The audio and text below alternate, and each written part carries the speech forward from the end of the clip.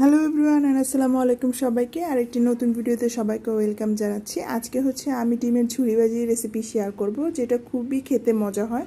তো ফার্স্টেই হচ্ছে আমি প্যানে পরিমাণ মতো তেল নিয়ে নিচ্ছি। তারপর তেলটা যখন গরম হয়ে যাবে এর মধ্যে দিয়ে দিচ্ছি পেঁয়াজ কুচি,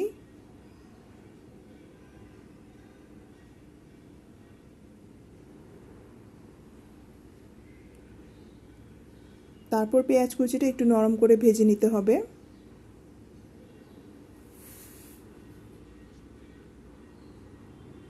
পেঁয়াজটা নরম করে ভাজা হয়ে গিয়েছে।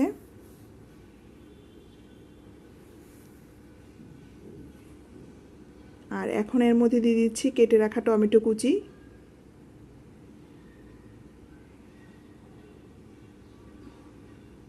পরিমাণ মতো লবণ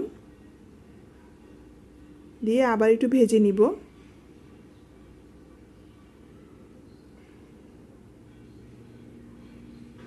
যখন টমেটোটাও একটু নরম করে ভেজে নিতে হবে।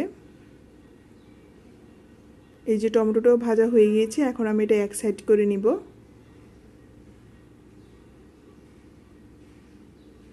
এখন এর মধ্যে দিয়ে দিচ্ছি দুটো ডিম,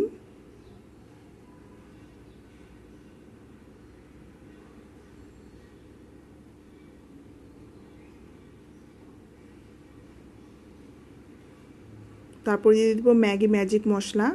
এই পর্যায়ে একটু হলুদের গুঁড়া দিলে ভালো হয়, যেহেতু আমার মনে ছিল না, আমি কিন্তু পরে এড করেছি। হলুদের গুঁড়াটা দিলে হয় কালারটা অনেক সুন্দর আসে। আর আপনারা যদি না দিতে চান না দিলেও হবে, বাট দিলে অনেক ভালো লাগে দেখতে। আর এখন এভাবে নেড়ে চড়ে এটা মিক্স করে নিতে হবে।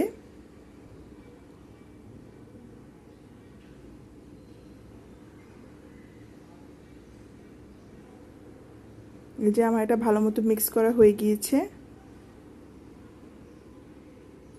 আর এখন আমি দিয়ে দিচ্ছি কাঁচামরিচ কুচি এবং ধনিয়া পাতা কুচি।